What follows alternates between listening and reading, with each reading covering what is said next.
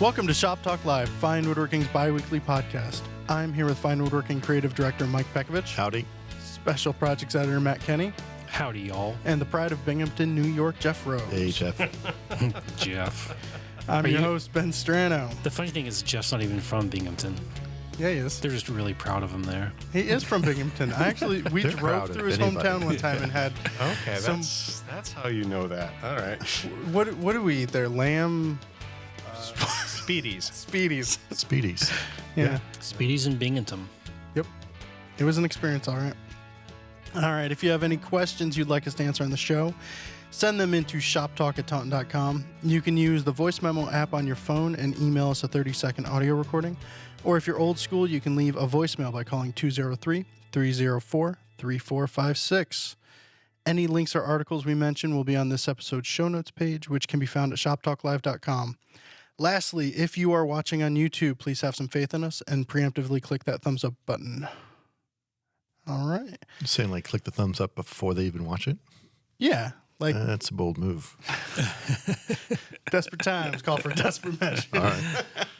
Can you unclick it afterwards? Or I don't. Yes, you can change it. Don't get any ideas over there, camera guy. Let's see. So I wanted to talk to you guys about drill presses. What up? I have discovered that is the machine that I miss the most.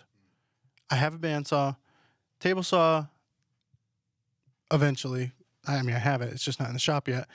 And it might not make it to the shop, but a drill press is the one thing that it's like, no, I can't live without this. Yeah, you're right. I didn't think about it too much, but maybe after the bandsaw, drill press.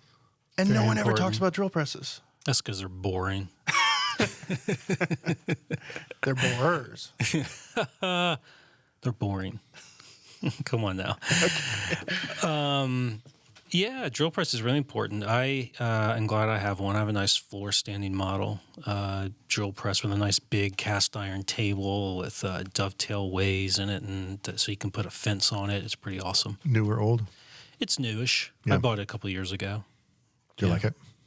I do like it. Yeah. I mean, it was only like $300. I mean, to get usually like really good drill presses. Yeah. You're talking about $1,000 or more. Yeah. Like The the range on them is crazy. The Powermatic we have in the shop, it's like $220. It's got the little speed adjust in the front. That's really nice. But for the most part, I hate new drill presses. Like in the range I can afford, just the fit and finish, the way they work, I just don't like them.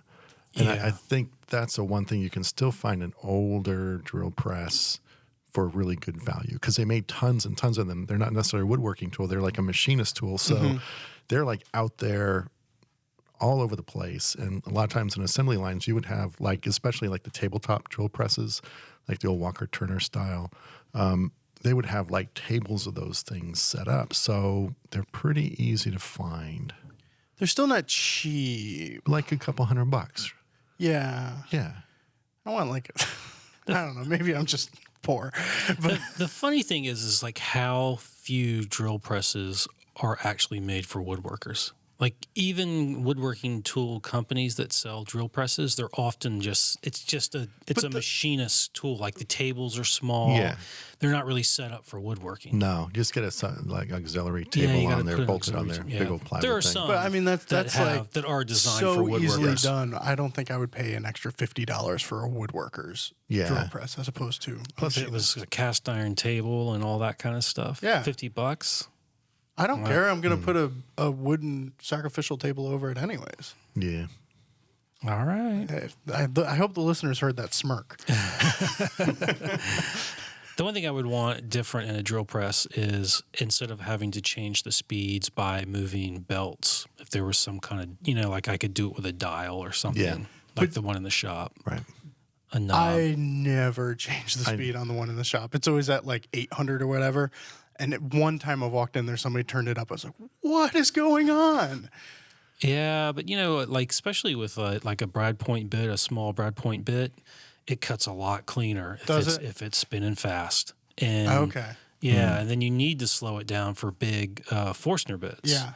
So changing the speed is helpful. It's a pain in the neck to do it. So I do at home, I try to find that sweet spot, that speed that kind of handles everything. Yeah, my belts have not been changed in 5 years, probably. Yeah. So you just leave it on a slow setting and Yeah.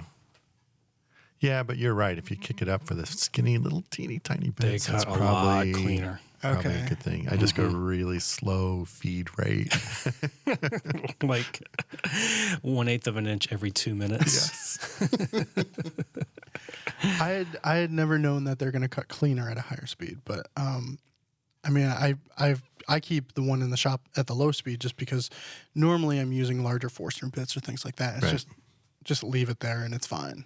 But yeah, but there's no like buyer's guides out there for drill presses or anything like that. I mean, we have a drill press shootout, but like, what are you looking for in a drill press? They're all the same. They're all the same. They're all the same. Wow. Got a depth stop. There's good depth stops and bad depth stops. One thing, but- one thing I do like is I like a spindle lock, meaning Yes.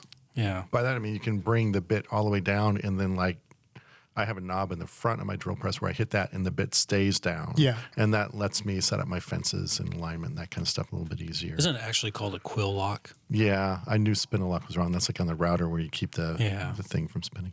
It's a quill lock. Quill lock. Getting dirty in here. Chris Gochner's got the foot lever. Yes. That seems awesome, but Yeah. I've never seen one of those available used. Yeah, that way you can hold the workpiece with 2 hands and lower the quill with your foot. I've seen those on Say quill again. Quill. old hollow chisel mortisers will have like the foot pedal thing. That's Yeah. nice. Yeah. Yeah. All right. Well, it is time for another lightning round. The inbox is too full. It's time to purge. Time to answer some questions. Cool. You guys ready? Yep. Sure. All right. We're going to try and get 14 out again. So we should get little buzzers like I thought Family about Feud. yeah. Like Jeff should put a timer up or something. Well, and then we need little electronic like score boards and That's right. underneath each of our faces, whether it's a right or wrong answer. no whammy, no whammy, no whammy, no whammy. That show. Oh my god. All right. Question number 1. I recently moved to South Carolina from Ohio. I know Matt Kenny spent some time in South Carolina, and I'm wondering if he has any advice for dealing with the humid conditions during the summer months. From Dave. Vermont. Vermont. Moved to Vermont. My first thought is, why would you move to South Carolina? But my second thought was, oh, you lived in Ohio. So we have alienated 1/25th of the country. yeah. Next question. Well, I mean, there's kind of only one way to deal with the humidity is you've got to condition the space. I assume we're talking about a shop, right? And not No, he's talking about South Carolina. just in general. It's like, yeah, get out of South Can Carolina. we do something about the state's humidity levels?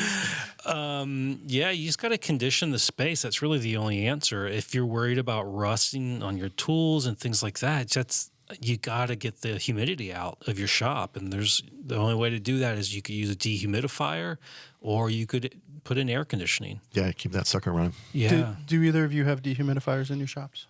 I don't have one in my shop right now, but I used one in my shop at the rental house I lived in for the last year. Yeah, I had to. I have an AC in the window that does a decent job. I really want a dehumidifier. They're kind of expensive.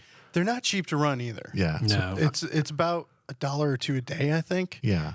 And when I was in Nashville, I mean, probably if I did the math, that would have been cheaper than like the rusty tools I wound up Right. with. But I just could not bring myself to run that dehumidifier all the time. At our local dump, they have the air conditioners and dehumidifiers piled up in the corner that people turn in, and they'd like clip the cords off of them. So I said, forget it. I took 2 dehumidifiers from there. I put cords on, and like neither one of them worked. So That's why they were at the dump, Mike. I know. Well, you don't know. Our dump is plastered with the big signs that like, No scavenging. yeah, scavenging is stealing. It's like you're Yeah. literally throwing it out. This is the last stop. Yeah. I will say this, that I had my shop in South Carolina was an unconditioned garage. And I had my nice big walnut tool cabinet in there. Then I moved to Connecticut, and my shop was in an unconditioned garage that was mostly below grade. The moisture problems I had in Connecticut were far worse in that shop than I had in South Carolina. In fact, the humidity was so much greater that the frame and panel back on the back of that tool cabinet expanded so much that it broke dovetails. Wow. And the doors on the front side expanded so much that they would no longer close. So, yeah. Sounds like poor construction. No, it's not. No. Have you ever tried those? If you have all of your tools in a tool cabinet or something like that, those little things that emit. Magic bars. In college one time, I had a magic bar problem. I'm not really sure what that could possibly mean. Magic bars? Yeah, you need to. The magic bars that they put in gun cabinets. You can buy them from Lee Valley. Okay. Have you Yeah. ever used them? I've not. All right. So we have no good answers for you other than buy dehumidifier. Yeah, I think that's happened. The other half That's- is sort of understand what time of the year you're building. You know, if the wood is acclimated to your shop and it's pretty humid, then, you know, account for that. Or worse than that, if you're building in the wintertime and it's really dry, you've got to account for the fact that it's going to expand quite a bit if the furniture is going to live in South Carolina in the summertime. Yeah, it's. But saying to air condition your space is a good answer. That's the solution. Yeah. I mean, that's the solution. When I was there, Not the cheap solution. No, all the South Carolina natives that I knew, they would always say the only thing separating South Carolina from hell is the screen door because of how hot it would get there in the summer. It was miserable there in the summer. Oh, my gosh. All right. Let's see. Question number 2. I have worked with a ton of maple, red oak, cherry, and various exotics, but nothing prepared me for what white oak did to my chisels. I was making a custom floor register out of white oak, and it murdered my chisels. I am using the new Stanley Sweethearts sharpened with a Mark II at 25 degrees and a secondary bevel at whatever degree the downward-facing detent on the knob is. My favorite yoga position, downward facing detent. That was good. I had the same experience with a Nerex mortising chisel on the same material. Any chance you can Monday morning quarterback me and tell me what I'm doing wrong? Jeremy. 2 things. 3 things. The first is working in white oak. Yeah, I think 25 degrees for chisels, it's too shallow. Okay. I think overall you don't necessarily need to be there. I grind my chisels at 30 and hone at 35. That's better. Number 2, whenever I'm working with white oak or anytime I'm working with chisels, for me, the key is to always be taking really, really thin paring cuts, whether you're taking them by hand or with a mallet or hammer, which means trying to be strategic about how you're removing the maximum amount of waste you can with something other than a chisel before you pick up a chisel. Because if you're sharpening at 35 and you're just taking really thin paring cuts, maybe like a 30-second slice at a time, those chisels are going to stay sharp forever. I work in white oak primarily, and I probably sharpen my chisels maybe every 3 or 4 months. Really? Yeah. And they stay sharp. So, Dang. yeah. So, I would say, kick up that angle and see if you can figure out ways to just be taking really thin cuts. And don't be prying them, like cleaning out the bottom of mortises. Don't be trying to scrape things like that. But for the most part, don't be trying to really whack on them and really try to remove tons and tons of material. Number 1, it's not compressive. It's not going to help. Number 2, just that asymmetric force imparted by that bevel on the front and the flat on the back is just forcing that edge to be rolled over if there's any sort of resistance to that cut. So go thin and you're going to stay a lot sharper. Yeah, I agree. I take only, I pretty much use my chisels only for paring, and they stay sharp a long time. And I will say that the downward shaping detent on an MK2 Veritas guide is 2 degrees. So if you're sharpening at 25, your secondary bevel would be 27. If it's the detent in between the top and there's one at straight up, there's one straight down.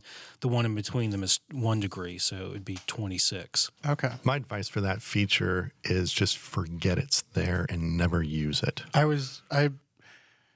would break out the instructions, figure out what it was. Next time I sharpen, have to break out the instructions again. I just couldn't figure out where I needed to be with it. And it seemed too complicated. The notion that you're supposed to sharpen with a grit and then click it and kick it up for the second or the third grit, I think that's counterproductive in the long run. Set it for whatever setting. Use some sort of a setup guide to set your angle. Go through all your grits at that same angle. And you disagree because you actually use it, right? I do not disagree because once I have gone, if I had to reestablish the primary bevel, I'll do that at 25 degrees and do that with whatever, if I'm doing it with sandpaper and granite. However, when it comes time to hone, I'll do it all at the same angle, which will normally be 27 degrees, for example. Okay. So you'll reset that just by that little clicky guy, set it up to the same stop. Yep. Okay. Yeah. That's cool. Yeah, same difference. You're doing all of your honing at the same angle. Yes. Yep. All my honing at the same angle. All right. Question number 3. What do you prefer to put under the feet of your furniture projects to keep them from skidding around? I made Christian Becksford's shaker step stool from issue 266, and it will be used in our bathroom, but the walnut feet slide all over the porcelain tile. Obviously not a great situation for kids on step stools. I'm considering using some polyurethane glue to apply some thin pieces of rubber under the feet and chamfering them so they're not too visible. And I didn't copy and paste his name. Sorry. Well, rubber would work. So would probably leather. Would slow it down a little bit. I also wonder if he put finish on the bottom of the step stools, because if you put finish on it, that would make it slipperier, wouldn't it? So maybe don't put finish on and not wax. Yeah, don't wax it. I usually use like the kind of adhesive backed little felt pad stuff you get at Home Depot, either in the little round things or squares, or I like the whole sheets that I can cut down to size. Yeah. And some of those, a lot of them, it's like a really heavy compressed like felt. A lot of those are not slippery. Like I like putting the slippery ones on a heavier piece of furniture so you can just kind of drag it around. But I used like the wrong kind. It wasn't rubber. It was still sort of like a felty material. It was obviously designed not to slide, because then I tried to slide that sideboard around and it wouldn't move at all. So I would go that route. Some sort of, the self-adhesive stuff. I don't know if you can probably get sort of rubber hard. Lee Valley rubber. sells the sheets of the high friction foam rubber. Oh, cool. Yeah. Like bench cookie material or whatever. Right. They sell that by the sheet. There and you that works really well. I actually had a couch. It was a sectional couch that would just explode when you sat on it. And I put that on the feet, and that worked really well. The only problem is if it's too grippy and you go just like slide the stool over with your foot, you're just always just going to tip the thing over. Yeah. But, oh well. Cork would work well. Yeah.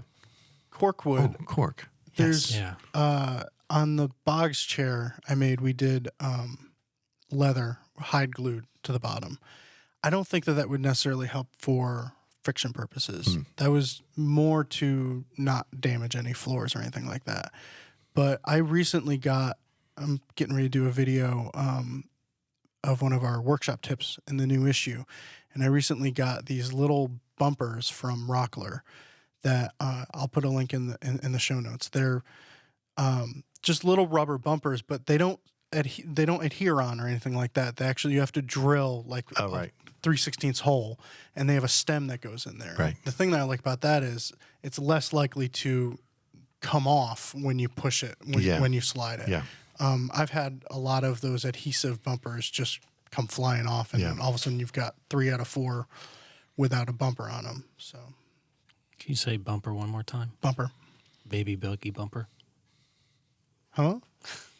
On chairs, I do tend to use, like you said, it's like the round, it's like the little metal round thing with the felt shoved into it and a little like a nail thing on the back. They scare me because when the felt wears out, Oh, I know. It's the ultimate scraping tool. Yes. it saves your floor until it destroys your floor. It's known as the floor gouge. Yeah.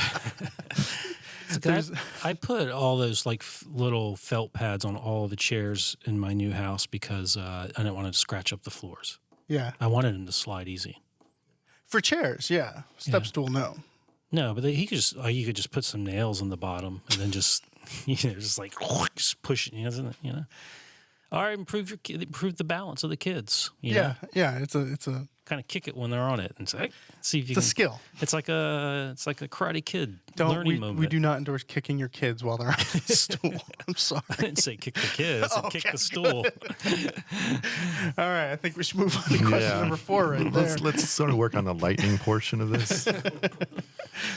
What types of wood are your favorite to make a bench out of? Also, when laminating the bench top, what thickness board should I use? I can get anything from 4/4 to 12/4 from my hardwood dealer. It seems to me that 8/4 or larger would save on milling and gluing time, but are there downsides to using thicker stock? From Lauren. Well, the best wood for seating, of course, is cherry. Oh, jeez. Please don't start this. I'm just saying. So for seating, Mike thinks it's for cherry. So, It's a joke. okay, well, it's a workbench. It's on a bench.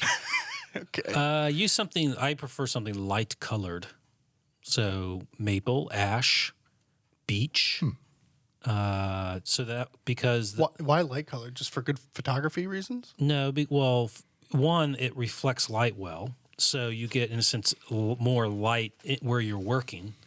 Most of the stuff that we work with is dark in color, so it stands out well against the lighter colored bench top.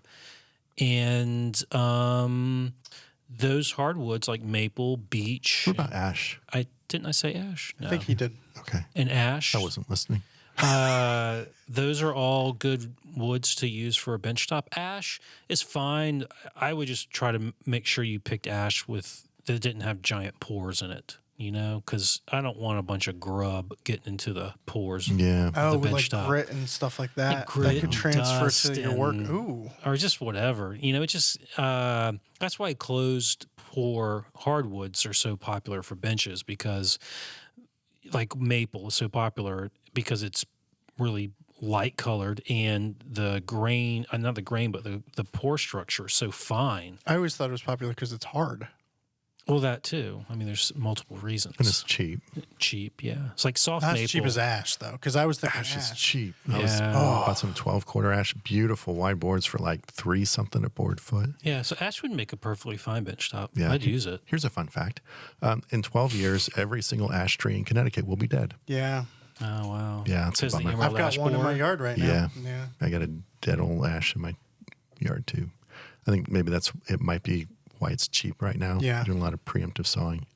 Just a too bad. really angry lumberjack. If I was really smart and had a lot of place to store it, don't tell anybody, so don't broadcast this, but I would just be stocking up on ash right now. I love it. I actually, I didn't mean to stock up on ash, but I went to a lumberyard with Matt, and he talked me into buying what I didn't need. He was like, "That's a great board. You should buy that." I was like, "Okay." Yeah. Well, you should always buy good lumber if you come across it. Yeah, and you were right. Yeah. It's so nice. I don't want to use it for anything. Yeah. I go 8/4. 12/4, you end up spending more than you probably need to be spending. Mm-hmm. 8/4 is thick enough to where you're not going to have a million little laminations. Yeah. Plus 12/4 heavy. Yeah. Yeah, you're going to be lugging that stuff over machinery and all kinds of business. So it's easier. So you're buying 8/4 plain sawn, Yeah. ripping it and flipping it, Mm-hmm. right? So you get quarter sawn or riff sawn material that Yeah. leaves a stable bench top, right? That's the idea. Yeah. Yep. Didn't you ask another question in there? That was No, both. we answered both of them, yeah. Downsize to thicker stock, only because you're going to start to spend more money. Also, like thicker stock, you're going to start to have more internal stresses developed when you're drawing really thick stuff. So I'd just be concerned about that. Yeah. You could also make a bench top the way Garrett did, where he made it from. Every scrap he'd saved for the previous 12 years. Yes. Yeah. No, really. He It's like flat sawn oak, right? it was flats on whatever, and it was 3 layers of. Yeah, vertically stacked up. Yeah, like. But he would offset glue them to create sort of like tongue and groove joints between the 3 sets of boards. Yeah. Yeah. Yeah. What's your concern there? I think in concept, it's really like simple and smart, but I think in reality, I think it's difficult to maintain those offsets perfectly and to keep glue out of the corners. I think if I were going to do that, I would probably just glue up my 3 layers, joint and rip the edges flat, and then with the dado blade, cut my tongue and grooves on the edges if I wanted that sort of mechanical lock on it. So your concern isn't necessarily about the material; it's about the process. Yeah. A difficult build, For as me, it opposed would be to Garrett handled. I mean, Garrett's Yeah. Garrett. He handled it, and his bench is beautiful. Yeah. I think for me, I'd try to look for a more foolproof way of doing it. So I had always thought that if there was concern about that bench, it would be the flat sawn nature of the top and having to flatten it and not being quite as stable as quarter sawn. But it's more the I don't know. With the 3 layers glued up, you're not quite creating a plywood because you don't have any cross grain members. But I do think that you're splitting up those growth rings to where you may not get the cupping you might from a single thick wide plane sawn board. interesting. Also, it was a lot of extra glue ups. Yeah, it's a lot of glue. Yeah. A lot of glue.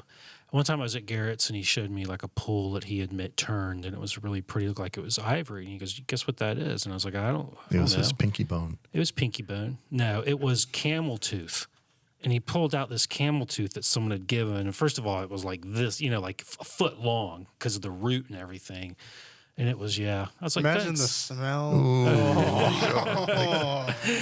camel tooth. Ouch. All Yeah, right, let's and move Matt on. ends another question. This is how we wind up with lightning rounds. As soon as we cringe, we move Yeah. on to the next question. I'm working on an altar table for a church out of quarter sawn white oak. The design that I've drawn includes an apron, but no lower stretcher or rails. Because of this, I was planning to mortise the legs into the top for extra rigidity. Am I asking for trouble both mortising the legs and attaching the aprons? Probably one or the other. Yeah. You could stick the legs through the top and have a lower stretcher, and that's going to give you Okay. room for the legs at the top to expand and contract a little bit, and without messing things up at the stretcher. But you have an apron at the top, which is really constraining the distance between the legs, and you stick the legs to the top. Something's going to happen. I don't think you're getting a whole lot of strength by shoving the legs to the top anyway. Yeah. Yeah. You're not. Unless it's a really, really thick top, then you probably don't need an apron underneath it. I also think it's an altar for a church. It's not a workbench. Not everything has to be the strongest thing you've ever made. But I don't know if it's going to get moved around, etc. That's true. Why can't I don't know. We don't know what it looks like or anything or what the design idea is, but the idea behind the design is. But I would actually tend to think I'd want stretchers at the bottom, because if it's going to get like slid around and stuff, and those legs can start to catch and pull, I would want something at the bottom to keep them to keep them from like racking as you slid it around. But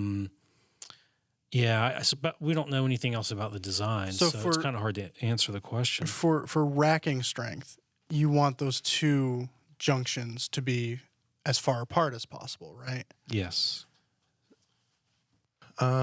Racking has to do with combined shoulder height. Yes. So you could have a table with a 6-inch apron, or you can have a table with a 4-inch apron and then a 2-inch stretcher down below to get that same effective. Oh, okay. Or you can have what I like to do, like on a stand for a kind of a case on stand sort of a thing, and I need the stand to be like really bomb-proof and resistant against racking, but I want it to look light. I'll have, along the front, I'll have a 2-inch stretcher with a 1-inch stretcher below it, and it gives it a really light look, but it still gives me the effective anti-racking of a 3-inch wide apron. So that kind of stuff, if you can strategically break that up. But So if he was really concerned about the apron strength, he would probably gain more. And he had, let's say, a 3-inch apron. He would probably gain more strength out of a 4.5-inch apron than he would mortising the legs into the top. I think the legs through the top probably aren't. It's not the best way to add rigidity. I think you do it if it looks cool, or if it's inherent to the design, like the whole kind of staked furniture thing where you're shoving sticks through a really thick piece of wood, and that becomes your piece of furniture. That's cool. Once you get into aprons and that kind of stuff, unless you like the look of the legs coming up through the tabletop, which is cool, I don't think you want to take that route to make it stronger. Like if you have the aprons, you like the look of the aprons, but you're worried you're still not getting it. I like Matt's idea of just adding a little bit of stretcher to help kind of triangulate everything. Okay. Next question, number 6. And we kind of hinted at this before, but is there a preferred number of degrees difference between primary and micro bevels? For simplicity, I have been putting a micro bevel of 35 degrees on my chisels after cutting the primary bevel at 30 degrees, simply because that is the next step up on my guide. Is there a best practice to create a micro bevel of 2 to 3 degrees difference from the primary bevel rather than 5 degrees? We kind of mentioned that before. Matt, you basically go with like a 2-degree offset. I go with 2 degree because that's what my honing guide can do easily. Yeah. So I don't think it really, You wouldn't think twice about it if your honing guide did 5 degrees easily. no. Yeah. The only thing it matters, I don't think it makes a difference in terms of performance, but the less the difference between the angles of the two, the wider your honed bevel is going to get sooner. Yeah. So a steeper angle, a 5-degree angle, you can get more honings before your hone bevel gets too wide and you have to resharpen. Okay. So that kind of lower incidence of whatchamacallit, between one angle and the other. Yeah. Yeah. So the higher, but you don't want to hone it, grind at 20 and hone at 50. That would be good. So anyway, like if 5 degrees is easy, do 5 degrees. If 2 degrees is easy, do 2 degrees. Yeah. It's not. So functionally, when working wood, though, not sharpening, when working wood, the wood doesn't know that the secondary bevel is 2 or 3 degrees. It's not going to function any different. No, because the wood has no consciousness. So it's definitely not going to Which is know. why we cut it up and throw it out without Right. I don't know if 3 degrees of difference in a bevel is going to have a practical effect on the chisel's performance. I don't know. I'm sure Mike will have an opinion, though. No, I don't. No. Oh, Okay. I have no opinion. yeah. Do what's easiest. The only thing worse than trying to get a point in while both of you guys are kind of going on is when you both stop and stare at me as I'm talking and I draw a blank immediately. So All right. Well, this one Mike will have an opinion on. Question number 7 Big one. from Mike. the biggest one you can get. The end. I read the question. All right. Question number 8. Now, which size shoulder plane would you buy first and why? Matt? Sorry, go ahead, Matt. No, I'll go. I made this mistake of buying a smaller shoulder plane, I think it was a Stanley 62. Is that a number? 65? 62 is a number, Mike. Okay. It's one about maybe 3/4 of an inch wide, Okay. half inch, a skinny guy, little guy, because the big ones look too intimidating. But number one, there's not a lot of mass.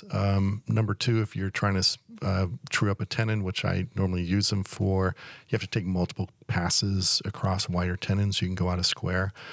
So I ended up getting the great big Lee Nielsen, I think it's an inch plus, 1.1/8 blade or something. Which a lot of times is as wide or wider than the tenon I'm working on. So it's like one swipe, boom, done. Also, that mass just drives through the cut really, really smooth. So I like it for those two reasons. A lot of my students, they have either bought a small one or want to buy a smaller one. So I'm really happy to let them use my shoulder plane to at least get a sense of what it's all about. We have the medium down at the shop. Right. I don't know, one of the Lees. I don't know, Lee Nielsen, Lee. No, it's a whatever. It's a Veritas. It's a Veritas. Okay. Yeah. And I remember you or someone on the podcast years ago when I was listening saying that very thing and thinking, no, that's crazy. I don't agree. And in the meantime, I didn't have any shoulder planes. But now that I've got time in with the medium, I wish we had the large. It just, for all the reasons that you said, it seems like a large will just about always will do the job more often than the medium would. I would say so. What do you have? The first one I bought was a Veritas medium shoulder plane. I also have the small shoulder plane and the Lee Nielsen Block Rabbit plane. And when it comes time to do tenons, I normally grab like a tenon cheek, the Block Rabbit plane.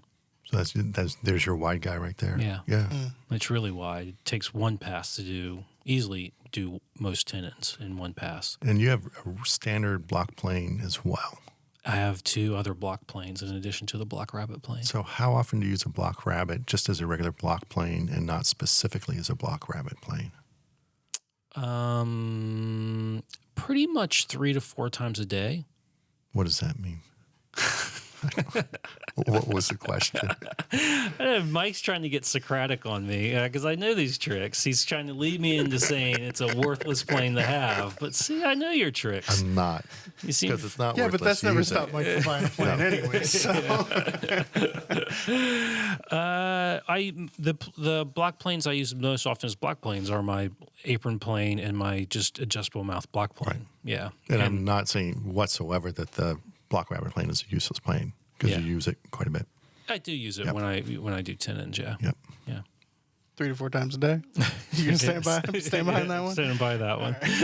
Yeah, I don't know what I do over at my desk. I'm trimming tenons all the time. Question number 8. Are there any techniques for mitigating how dark cherry will turn? No. Paint it. I was thinking of using an exterior water-based poly with UV inhibitors. Because being ugly is better than being dark. What? Question 9. I mean, it's a fairly common question, more so About like with maple. maple, keeping Yeah. it really, really light Mm-hmm. because it's going to yellow. Cherry, it's the same thing. Just don't fight it. It's going to get dark. Build a piece with what the wood is ultimately going to look like in mind and let it get to that point as opposed to having that really new, fresh, unoxidized surface be the ideal. And then it's just every shade darker it gets, it's just going to eat at your soul. So don't go down that path. If Yeah. you don't want dark furniture, don't use cherry. Yeah. Yeah. And I'm not even sure an outdoor UV thing would really work that well. I mean, cherry's just going to get dark. That's all there is to it. Yeah. I mean, it does. Maybe I get what he's talking about because eventually cherry gets so dark that you don't see the grain anymore. It can get really muddy, dark. Yes, it can. Yeah.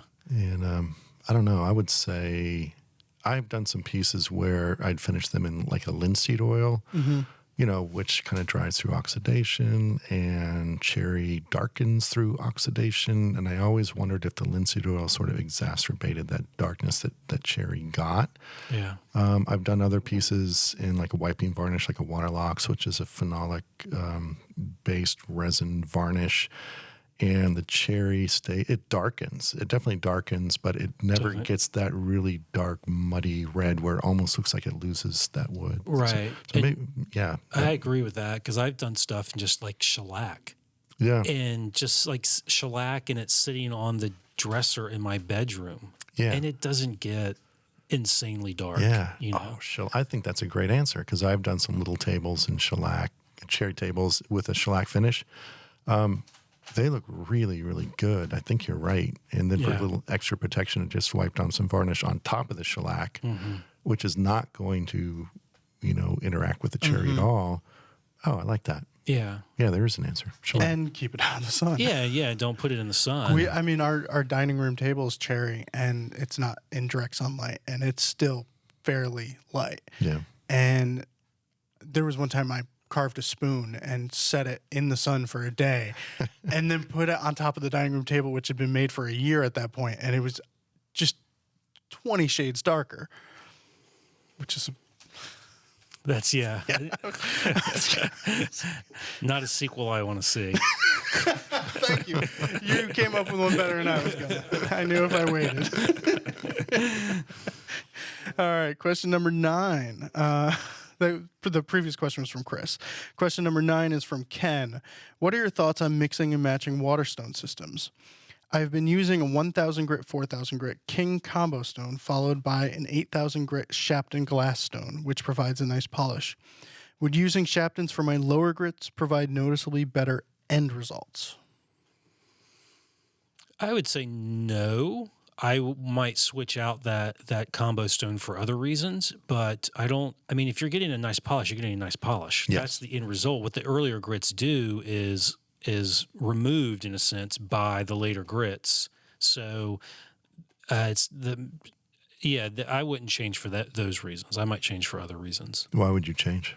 Because what I know of King combo stones is that I'll say this. If my combo stone, and I don't know if this is true of his or not, I won't say that it is.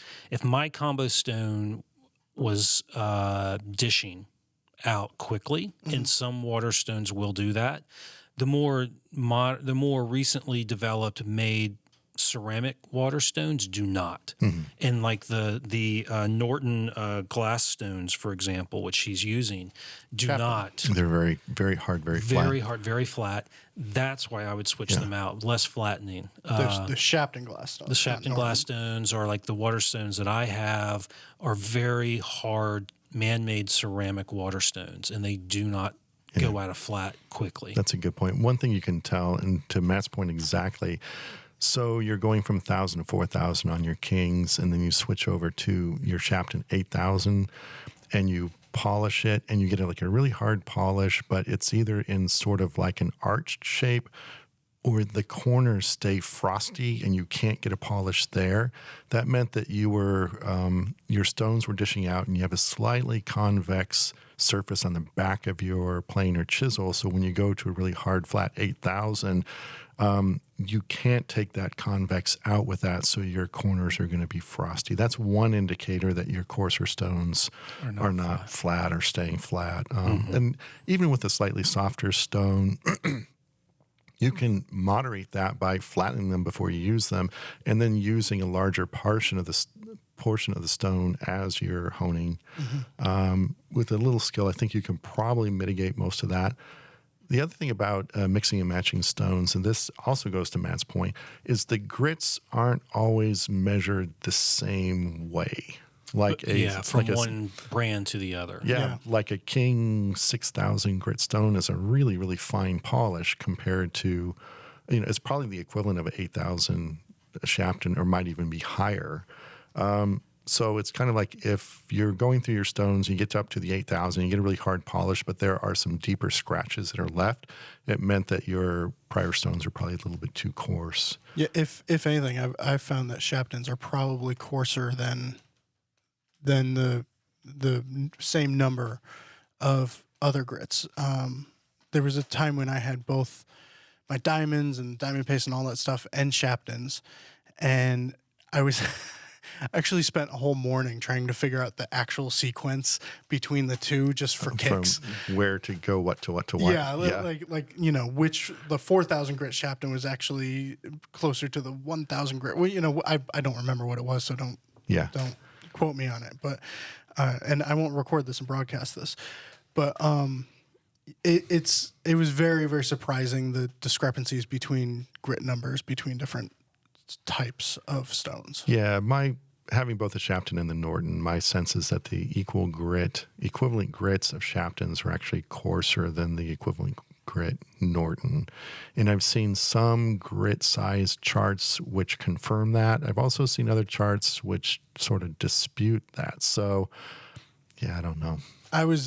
For me, my test was just, I would go on one grit, switch over to another, and see if it got hazier or not. Yeah. I wasn't measuring microns or anything like that. It was just which one was leaving, which one was taking the marks of the previous one off. I know. If my life ever gets to the point that I'm measuring microns, it's it. Do me in, boys. Okay, Kumiko boy. All right. We're going to take a quick break, and when we come back, Mike is going to answer the next question while Matt meticulously milk paints our studio buttermilk yellow. Try marigold yellow. Hi, I'm Tom McLaughlin, host of Rough Cut with Fine Woodworking, sponsored in part by Felder Group and SCM.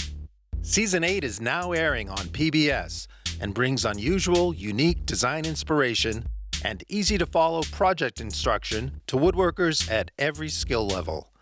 Check your local listings or visit finewoodworking.tv to watch right now. All right, we're back. Question number 10 is from Don. Can you clarify the differences between Zinsser Bullseye Shellac and the Bullseye Seal Coat, and how to use each? I have used Bullseye Shellac thinned on pine boards with satin sheen polyacrylic top coat so far without problems, but it sounds like I need to switch over to Seal Coat for the last coat before applying the polyacrylic. Not necessarily. Really? Yeah. The main difference is that the seal coat, which is why it's called seal coat and marketed as a seal coat, is it has a wax removed. And that all shellac has a naturally occurring wax. Wax does a couple things. It makes the shellac a little less water resistant. It also makes it a little less friendly for applying other finishes on top of it, which shellac is known for. It's really, really good at that. So shellac was always sold as a sealer, but it was always recommended against underneath polyurethane finishes, that the polyurethane really didn't like the wax in regular shellac, and it was problematic. So my understanding is they actually took the wax out, came out with seal coats specifically to solve the problem under polyurethane finishes. However, polyacrylic is not a polyurethane. It's an acrylic finish. It's a water-based finish. And if you haven't had any problems with it, you probably won't. I like using seal coat just as a regular finish because I usually buy blonde de-wax shellac anyway. And the Bullseye seal coat is just a really convenient way to buy it. And I thin it 50-50 with alcohol. I use that a lot in my shop, although I use flakes in my shop quite a bit. And when I'm teaching, it's always, always, always seal coat just because it's much more convenient for me to bring a bunch and mix up batches as we go. So I think that's probably about it. Yeah, and seal coat is a lighter cut of shellac than the standard Zinsser. Seal coat's right? a 1 pound, Bullseye's 2 pound, right? Yeah, and theoretically you want to work with a 1 pound cut, but I still thin down my seal coat. I think out of the can it's still too Yeah, I do that floppy. too because it dries really fast. For little boxes, it's all I really need. Yep. So in issue number 243, Jeff Jewett disagrees with Mike. I did not make that sound. That was Mike. Matt, what's up? Jeff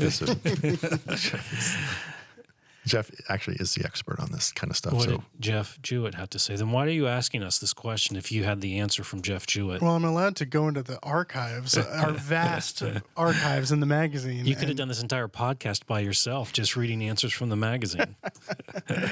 Hey, we're heading that way. Keep it up. If he recommends any water-based finish, stick with seal coat,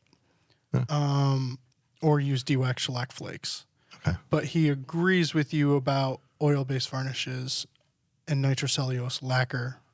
It doesn't matter.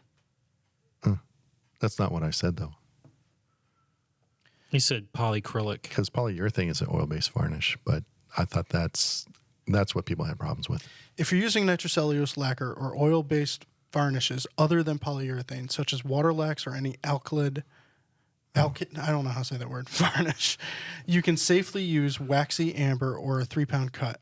If you're using oil-based poly or any water-based finish, okay. stick with seal coat. There you go. That's what Mike said. Except that I said who cares about polyacrylic? 'Cause you shouldn't use it anyway. A 3-pound cut of shellac that takes approximately 3 months to dry. Yeah, it's a month per pound. Yeah. All right, question you put number it on 11. with You're a the one rubber who wanted to spatula. speed this up. Question number 11. I made an outdoor barbecue cabinet last spring out of beech. Unfortunately, I chose to glue up the sliding panel doors that are only 1/8 of an inch thick. The doors are book matched and look really nice, but they warped and jam as they slide in the track. I've considered pulling them out and making some frame and panel doors on hinges, but I really like the sleek sliding doors that are there now. What can be done? And he had mentioned adding ribs, hardwood ribs, cross grain, but he said that the problem is that he only has 1/8 of an inch to play with, so I don't know. Well, I mean, yeah, I remember reading the entire question before Ben edited it down. Edited the life out of it. Yes. You could simply screw on something, but then you'd have to screw in from the front into the cleats in the back. It depends how much room they have to bypass each other. Oh, that's right. Yeah. Yeah. So you screw like some cleats, horizontal cleats across the front of the outermost door And on back of and the back of the innermost. I'm sure that that's going to detract from the appearance in his mind, which I would probably agree with. Well, if you did like a nice nickel, to me, I'm almost thinking go metal or something, make it an accent. So basically, the problem is the grooves that the doors slide in are probably really close together. Yeah. and the door, I mean, they're only 1/8 of an inch thick. So if you like the sliders, just make some frames. Yeah. Put the panels in the frames. And then, okay, so your grooves are now in the wrong place. Just cut some stock the length of the opening and rip grooves in there far enough apart to accommodate doors with frames, and just screw it down and screw it up to the top of the case, assuming there aren't any internal shelves or partitions that are in the way of that. I mean, this is going to sound weird, but what if he doesn't have the room physically for the frames and sliders? What if he added a face frame to the existing face frame with room? So made the whole piece thicker. I mean, he could do that, but you would want to make the entire cabinet Yeah. add a face frame to the entire cabinet. Now, if there's drawers, and then obviously that's gonna. Yeah. But if it's just doors on the bottom of a outdoor kitchen or something. Sure, you could do that, and then you could make thicker sliding panels, and that's what I would do. Make thicker sliding panels, because the reason they warped is because they're 1/8 of an inch thick. Yeah. I mean, that's not the only reason they warped, but that certainly contributed to them warping and no longer fitting into the grooves. So the other thing you could, there's a lot of ways to have approached this from the start that would have mitigated the warpage. And all of those ships have sailed. Yes. The harbor is empty. But one thing you could do is add a frame to it and have that frame also be 1/8 of an inch thick, and just so that then I'm just not sure that would prevent the. No, so you have a 1/2 inch thick frame, and on the front door, you basically rabbet the leading edge of the frame, so it's the tab is flush at the back, and on the Yes. inside door, you rabbet the inside face of the frame, so the tab is flush to the front. Yes. So then you still have your clearance, but a little bit thicker frame. Yeah. Interesting. Okay. You'll still need some clearance on the inside, hopefully as long as shelves or partitions don't come all the way up to those grooves. If they do, maybe you can cut those back a little bit. Mm-hmm. All right, Chris, let us know what you wound up doing, because you sent this months ago, probably. He's already done. It looks Yeah. awesome, and it's He completely moved. different than what we said. He went out and bought something from IKEA. I was like, these jerks. All right. Question number 12 is again from another Chris. My question is about Gregory Paolini's Arts and Crafts Coffee Table Video Workshop. Episode 4 focuses on the shelf with a large through tenon into a cross-grain bottom rail. He mentions to allow for wood movement, but the fit seems snug all around. Is he able to get away with the snug fit because the shelf is quarter sawn? Well, could we go back to the previous picture? Yeah, I didn't have a whole lot of pictures here. One, the tenon is not the full length of the shelf. So the wood movement, I don't remember, but I mean, Mike, would the wood movement be accommodated just by the parts that aren't in the tenon? Like there's probably It looks like maybe 4 inches on either side of the tenon, 3 to 4 inches. So we've got maybe let's say It looks like 10 to 12 inch wide tenon. Yeah, which is there's quite a bit of movement there. But if you left, and also depends when you're building it. Again, if you're building this in the summer, just fit it tight, call Yeah. it good. Okay. Let it shrink in the winter. You're fine. Okay. So you do have to be conscious of it. In the wintertime, I would do maybe, you can do the math, but I would say if I left like maybe kind of a 30-second-ish on either side, that's probably enough Yeah. for quarter sawn for white quarter oak. sawn white. Okay. Yeah, Yeah. in the fact that it is quarter sawn does make it less movement Yeah. than Now- if it were flat sawn. Crazy world. We're building this out of cherry and flat sawn cherry. You're going to leave more than a 32nd of an inch, right? Fat In the 30-second. Okay. All right. Cool. Because what happens is it's all going sort of across the grain. So even if it like starts to get really, really tight, it's not going to break. It's not going to break the tenon. It's not going to break that stretcher. There's no weak points to that. I think the wood eventually it'll compress in there is what it's going to do. Okay. So I don't think it's. Yeah, if you want to leave a little room, it's hard for me to leave room on the edges of my through tenons that way. Yeah. It would be hard to do that because he looks gappy. I do it naturally. My joiner is gappy just naturally. It comes. It's talent. All right. Question number 13. I acquired an old Stanley number 3 with a thin blade, so I bought a new blade from Hawk Tools. The trouble is the blade is so thick that it completely fills the throat of the plane. I'm debating filing the throat wider. Would you file the throat, or would you go back to the old thin blade and just accept that sometimes things don't work out quite as you would like? Well, sometimes things do not work out quite as you would like, Graham. Yeah. But It's a 50-50 I'd thing. file. I mean, File it. you're going to use the plane, right? Yeah. File it. Those old Stanley, super thin Stanley blades Dime a dozen. are.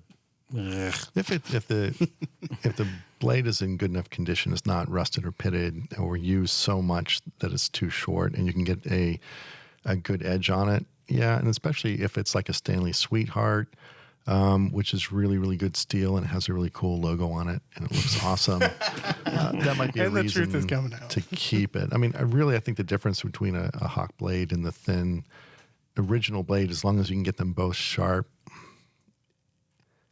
it's not drastic performance from a Hawk. I usually go with a Hawk just because blades are beat up and the backs are rounded over, they're pitted, and I don't want to spend 3 days trying to get that flat up going. And the Hawks are thicker and it's all nice and it's all good. But yeah, it's fairly common that you need to open the throat. Don't be afraid to do that. I've got one that I need to file open. Now, granted, I don't have the thin blade to go with it. Yeah. I only have a large blade. And here's the advantage of that. Sorry, Matt. No, go ahead, Okay, thank you. please. Okay, here's a good thing about filing open the throat with a thicker blade is that through a lot of use, you tend to get a rounding over at the sole just ahead of the throat, which kind of defeats the purpose of having a really tight throat because it's not really holding those fibers down in the wood as you're planing really, really flat. And they can lift up and get tear out. So by opening up the throat, chances are you're removing any round over and you're getting like a really true and accurate mouth where it's really dead flat right up to the opening where the blade comes out. You've improved the performance of your plane by defiling it by filing it. So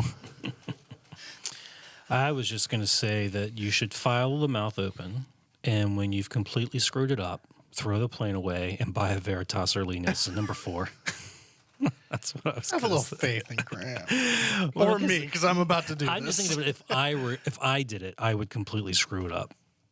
no, you wouldn't. It's metal, so you'd screw it up slowly. No, get your machine a square, draw a line with a Sharpie just ahead of the throat, clamp it in the vise with the bottom facing you, and just file until you hit your line. But how am I going to get my right angle grinder in there and just grind it down? I mean, how am I going to? Question number 14. Again, I don't have a name on this one. I am so sorry. I am making a toy box for my grandson. His mom would like a checkerboard inlaid into the top. I'd like to use plywood for the top and solid wood squares for the checkerboard. I'm concerned about seasonal wood movement of the solid wood checkerboard. Do you have any advice to alleviate this concern? You should be. And yes, I have a solution, but I've given this solution to other people before when talking about checkerboards or chessboards for kids, and they always kind of poo-poo it. But it's an awesome solution, and kids I think would love it. But you want me to tell you now? Please. No. Yeah. No, let's just leave So- everyone hanging. One thing you could do is make it from veneer. You could make it from maybe 1/8 of an inch thick solid wood, and that would be okay, I think. Anything thicker than that, don't do it because that's not really veneer anymore. You're going to have wood expansion and contraction problems. I, though, however, would paint it on. I think so. Yeah. I mean, then you could have the kid could pick out the colors and you could make them. It doesn't have to be black and white. It doesn't, it could be any colors you want to. And my son wanted a chessboard and checkerboard. So I just took a piece of plywood, put blue tape down all over it, cut out certain, squares. And say, go play with this. And then I spray painted it and then pulled the tape off. Yeah. And we had it, it did have a bunch of knife marks in it, but you could be more careful if you were doing it. You could buy 2-inch blue tape and lay down the squares, lay down the grid work and paint it over it and then pull it up and bam, Bob's your uncle. Kids love that kind of stuff. There you go. Matt is 75 now.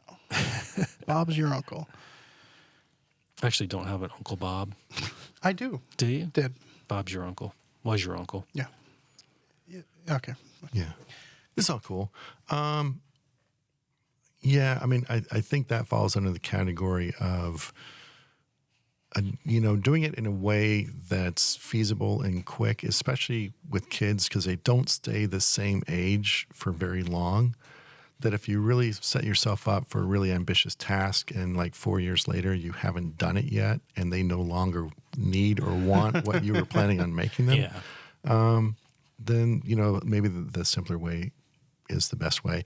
I mean, in terms of veneer, we did an article, I think Craig Thibodeau did it, like a really, really basic, veneer sort of tape up, gluing down. And he used like a checkerboard as a thing. And it's like, hey, if you want to try it, checkerboards are a really easy way to go about it. And you have a plywood top anyway, so just add some veneer around it and just have an entire veneer top that you're gluing down. Or if you want to go out and say 3/8 inch or, even 1/2 inch thick parts, make your checkerboard, cut your strips, glue them up, cut them apart, glue them back up. So you have a checkerboard. And then route a recess into the plywood top so the whole thing sticks up maybe about 1/8 of an inch and just sort of give that little bit of room, wiggle room to expand and contract. And that's fine. Or you could run a rabbet around the edges of this thicker checkerboard thing and have the recess slightly oversized. But then when you glue the checkerboard down, that rabbet in that oversized thing is going to give it a chance to expand and contract, but the lip around the top is going to hide any reveal, so you're good to go. Got it? Think so. Got it. There's a lot of answers in there. Yeah. Well, I was making this up as I went. Yeah, because I guess Mike says, usually this is probably the simpler solution is the best, and then he proceeded to give several really not simple solutions. So this is just reinforcing Yes. the point, some blue tape, some paint, boom, you're done. Yes. So Matt was done before I even finished describing my technique. So All right. So we got through all 14. Do you guys have any recommendations? I do. I do too. While you guys are thinking of yours, I recommend if anyone's making a hand tool holder, any places to put little small devices or anything like that. It sounds counterintuitive for hand tools, but a domino is the best thing for making places to store your hand tools. so get a domino. Yeah, That's your there you go. That's a very Mike answer. Right on. Need hand tools? Get a domino. My recommendation is the next thing that you build, make something small, be methodical about it, and make it as perfect as you possibly can, and learn from that experience. That sounds really nice. Oh, that's really Something cool. small. Yeah. Follow that. Okay.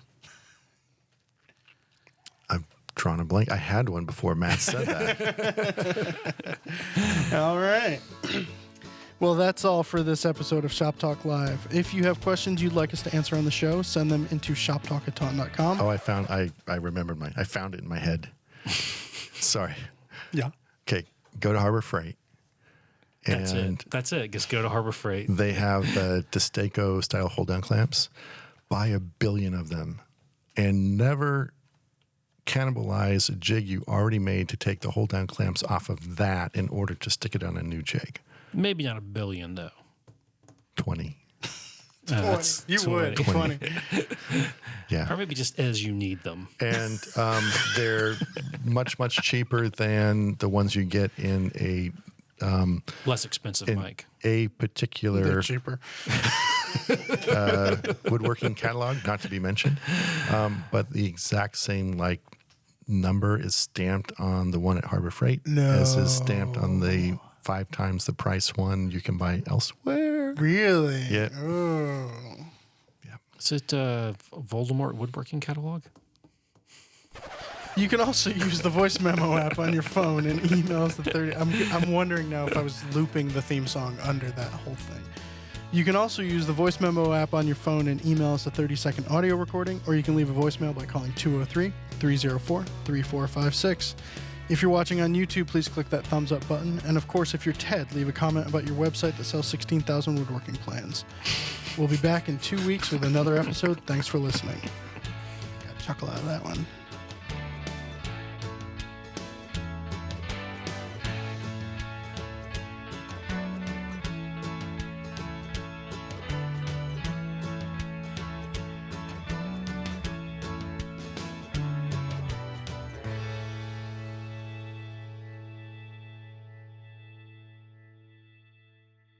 Little rubber bumpers. Can you say bumper one more time? Bumper. Baby buggy bumper. Huh?